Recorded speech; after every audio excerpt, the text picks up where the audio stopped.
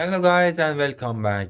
I'm Kazim and in this video I'm planning to talk about the future. Okay, what exactly is future? Future is used to represent a value that is available in the future and it's not available yet. We have two state of future. One is incomplete or completed. Okay, so let's go ahead and check what exactly does this thing do. We can create future functions by using a future keyword. For example, this future is going to return a string, and I'm going to create a function called getName. And if I want to return a value like this, for example, what it will happen? Okay, you will see that this thing. Let me just print. This thing doesn't accept this cousin because cousin is not a future value. It's a constant value. Okay. So we need to create somehow create a future object. For example, it is returned from an API, it is returned from a database, or some task that is takes some time to finish. In the last video, we talked about how future actually works, and futures are used to get an object from this task, get a result from a task that takes too long time to finish. And in order to create a future object, there's two ways. One of them is using an API or a task that takes too long, or even if we can also create it using a thing called future. We can create a future object by using future dot value, which we can pass this column as its value. If I run this code, you will see that the name should be printed in a console. As you see, the result is completely different from what we accepted before. In sense of future string, it's not the thing that we wanted. What exactly happened? As I said before, this method is represent a value in the future, and this thing doesn't return anything. It's only instance of that method. Okay, so we need to wait for the result in order to get it.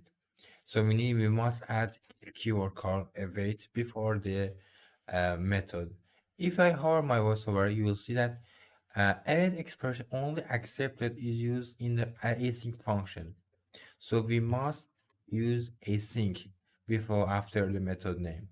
So you need to it's another note you should be taking note of it that methods methods must be used only await must be only used in async method. Okay, so you need to be very careful. And if I run the code, you'll see that in the console, cousin would be printed as the same result as over here. So we somehow was able to create what get an object from future in our code. And also we can get it from another way.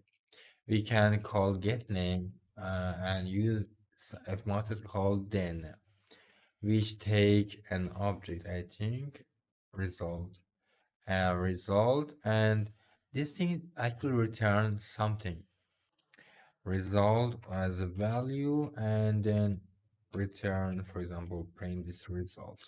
Okay, so we can also remove this async part and this part. And if I run this code, you'll see that the exactly same thing actually returned as before, and we didn't have used the async keyword. And as for future, there are another type of future result. We can use delayed, for example, in order to simulate a test for our task for our methods that actually make a real API request, we have a method called delay, okay, which takes a duration as its first parameter, which is like seconds, for example, 3. Let me remove this part, okay, and then return a result. For example, we can return a value for ourselves. So, and this thing will actually return use a function, for example, casa, and semicolon at the end of it. So what does this actually do? it actually do the same stuff as before, but a very small different. If I run this code, you will see that the console is run 1, 2, 3 seconds has passed, and then the column would be printed in console. So it would return a result by a delay, by a time after time passed. And there's no difference between future.delayed and future.value. And that's, I think, enough for now. And these two future method future will delayed and future value is only used for testing purposes, or when we sometimes want to do tasks that take too time frame finish, we can use these things. And I think that's enough for this video. If you like my videos, please consider leaving a like or even you're sharing with your friends. Thanks for watching and happy coding.